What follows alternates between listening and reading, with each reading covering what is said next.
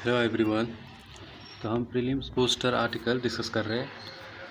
तो ये आर्टिकल्स है 14 जनवरी से लेकर 16 जनवरी तक। तो मैंने आप सभी से रिक्वेस्ट की थी कि आप लोग ज़्यादा से ज़्यादा इस इनिशिएटिव को शेयर कीजिए ताकि लोगों को फ़ायदा पहुंच सके।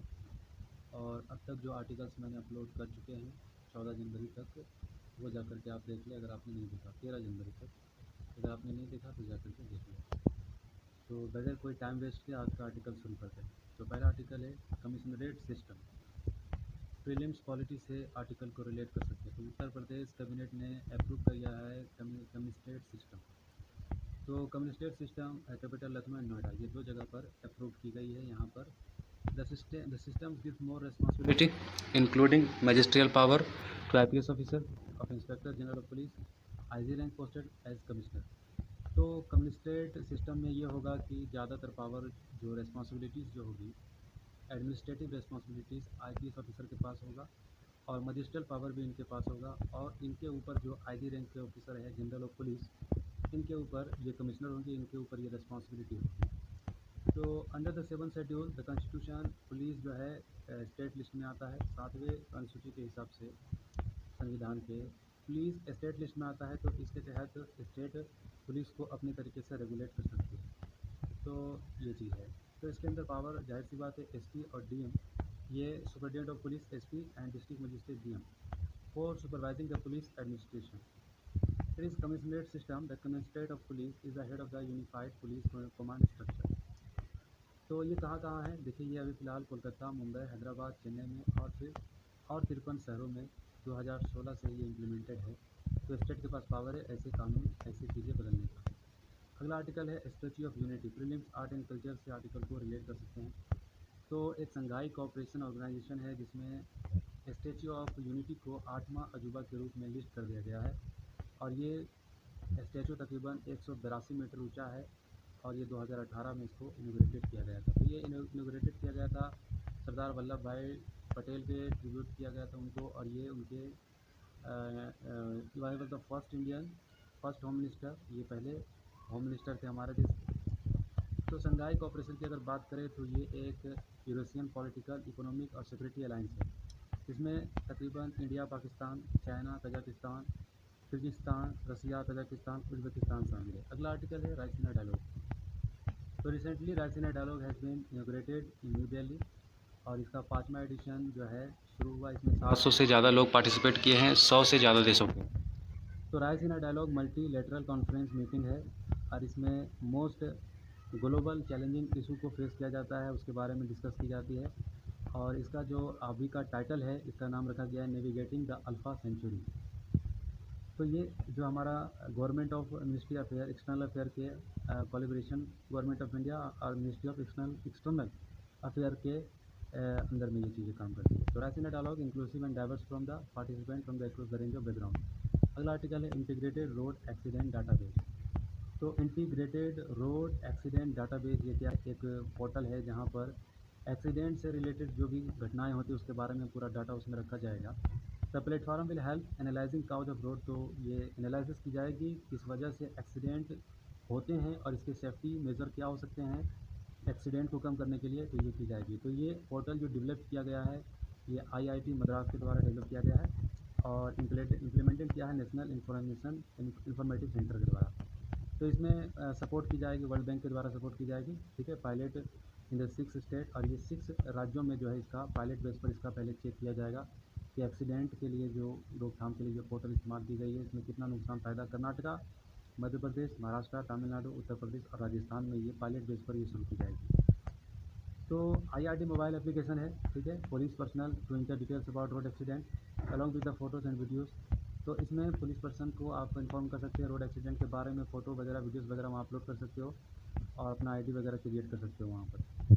तो तकरीबन 2018 की बात करें तो 1.5 लाख लोग, सॉरी एक मिनट, तो बात करें तो 1.5 लाख तकरीबन लोग हर साल हमारे देश में एक्सीडेंट से एक्सपोर्ट डेथ करके मृत्यु हो जाती है।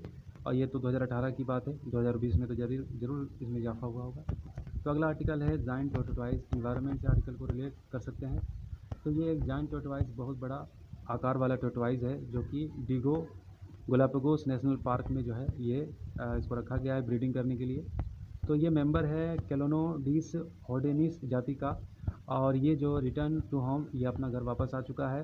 It is taken captive breed program, the species native Espanola island Galapagos, introduction of Diego park, और ये IUCN के रेड लिस्ट में जो है क्रिटिकली इंडेंजर्ड है। तो अगला आर्टिकल है true net, prelim science and technology से आर्टिकल को रिलेट कर सकते हैं। The world health organisation as endorse true net.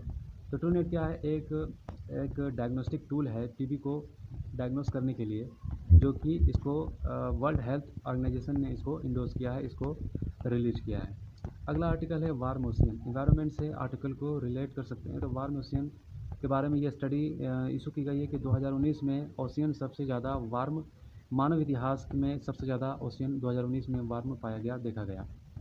तो इसका वजह क्या है? जाहिर सी बात एक्सट्रीम वेदर है, और सी लेवल जो है बढ़ रही है, और जानवरों को नुकसान हो रहा है, और ये क्लाइमेट चेंज का जो है असर है। तो बताई जा रही है कि it is also found that the past 10 years have been the warmest on record global ocean temperature, the last 5 year holding the highest record. तो according to the researchers human can work to reverse. तो researcher को माने तो humans फिर से इस चीज़ को, atmosphere को, एनवायरनमेंट को, क्लाइमेट को प्रोटेक्ट कर सकते हैं, ठीक है। तो इसके लिए कुछ इनिशिएटिव उठाने की ज़रूरत है। अगला आर्टिकल है होनली पासपोर्ट इंडेक्स। तो इंडिया को 84 से 10 और नीचे स्थान गिर गया, पहले भारत का स्थान 84 था।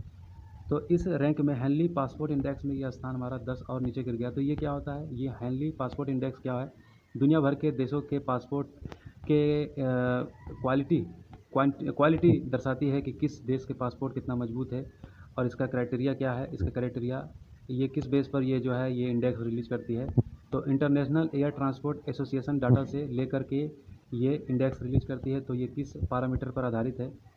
तो ये है कि जिस देश का जो है फ्रीली वीज़ा प्रोवाइड हो जाती है, जिस देश के पासपोर्ट धारक को ईजिली वीज़ा प्रोवाइड की जाती है बाकी देशों के द्वारा, तो उस देश के पासपोर्ट को अच्छा पासपोर्ट माना जाता है। हेनली पासपोर्ट इंडेक्स इस पैरामीटर पर जो है इंडेक्स में नंबर प्रोवाइड कराती है। तो ये डाटा कहाँ से लेकर के आती है? इंटरनेशनल एयर ट्रांसपोर्ट एसोसिएशन से ये डाटा लेती है। तो हमारा स्थान जो है काफ़ी 10 पॉइंट नीचे गिर गया, 84 से 10 पॉइंट नीचे गिर गया।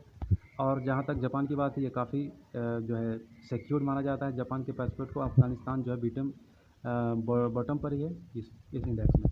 अगला आर्टिकल है dispute resolution mechanism of Iran deal. तो ईरान डील टूट गया, P5+1 कंट्रीज़ में शामिल थे। तो इसके लिए एक ईरान डिस्प्यूट मैकेनिज्म डील जो है बनाई गई है फ्रांस, ब्रिटेन, जर्मनी के द्वारा। तो इसका मकसद यही है कि जो इशूज़ है ईरान के साथ, उसको न्यूक्लियर डील को लेकर उसको बैठ करके सॉल्व कर लिया जाए। तो रसिया, चाइना, जर्मनी, फ्रांस, ब्रिटेन इसमें शामिल है। तो 15 दिन के अंदर ये इशूज़, कोई भी इशूज़ खड़ा हो तो उसको इशूज़ कर लिया जाए, शामिल कर लिया जाए। अगर इन मेंबर से ना हो सके तो इन देशों के फॉरेन मिनिस्टर मिल करके डील कर ले इशूज़ को, और इससे भी ना हो सके तो UN सिक्योरिटी काउंसिल में इसको नोटिफाइड किया जाए।